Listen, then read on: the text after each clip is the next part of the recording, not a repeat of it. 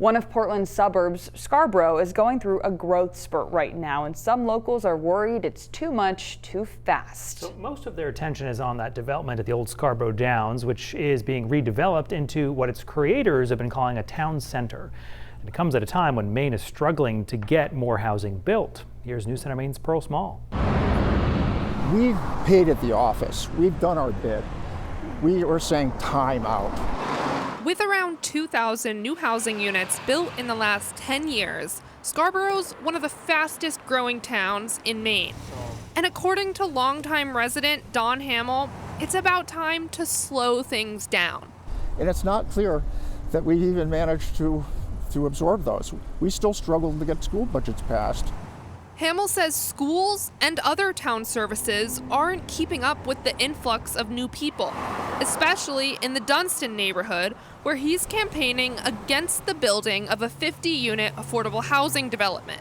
Where we've had traffic deadlocked on the Pinepoint Road due to infrastructure issues. We had a water main break. And we have millions of dollars of infrastructure improvements that we need to make there. But Town Councilor Vice Chair John Anderson says the development is actually part of the town's plan to fix infrastructure in the area, because it will be placed under a tax increment financing plan. And a TIF allows us to direct those funds and that shielding into those traffic improvements. However, a chunk of the money from TIFs typically gets taken through a credit enhancement agreement and goes back to the developers to help fund the project. That costs residents money, and it's not clear that we get a benefit that's fair.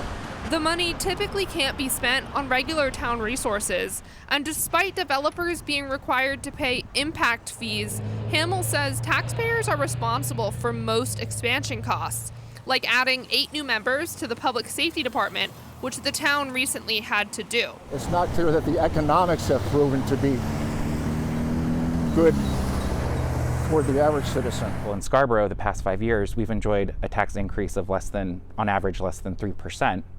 We wouldn't be able to do that without the growth that we've seen in 1- and 2-bedroom apartments. While the economic impact can clearly be debated, it's a conversation Anderson says the council is happy to have. Come to the council and talk to us, and we'll work with you to figure out if there's policies we can put into place to hopefully make Scarborough reflect the values of our community.